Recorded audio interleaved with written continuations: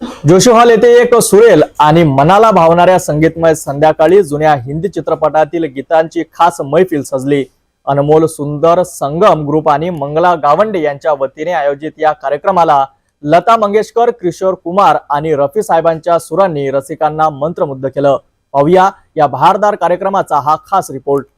अमरावतीच्या जोशी हॉल येथे music in the medicine of minds या संकल्पनेवर आधारित जुन्या हिंदी चित्रपटातील गाण्यांचा एक सुरेल कार्यक्रम आयोजित करण्यात आला।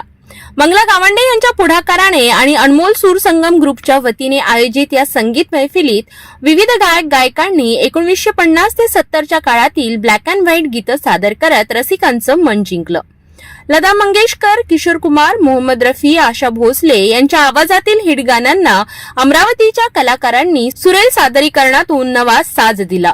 कार्यक्रमात मनपा उपायुक्त नरेंद्र वानखडे, सिटी न्यूजचे प्रबंध संपादक डॉक्टर चंदू सोजतिया आणि रघुवीरचे संचालक चंद्रकांत पोपट यांचा पुष्पगुच्छ देऊन सन्मान करण्यात आला। यावेळी एक विशेष आकर्षण ठरलं ते छोट्या बाल गायकाने सादर केलेलं एक लडकी भीगी भागी सी हे गाणं।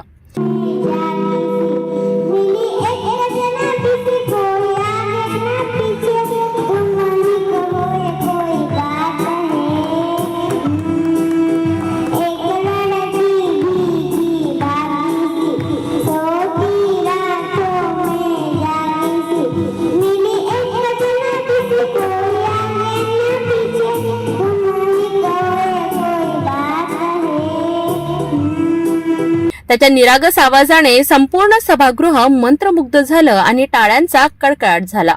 या बालगायकाला डॉक्टर चंदू सोजतिया, नरेंद्र वानखडे आणि चंद्रकांत पोपट यांच्या हस्ते भेटवस्तू देऊन गौरविण्यात आलं। कार्यक्रमाच्या शेवटी विशेष म्हणजे स्वतः नरेंद्र वानखडे आणि चंद्रकांत पोपट यांनीही एक एक गाणं सादर करत रसिकांची वाहवा मिळविली।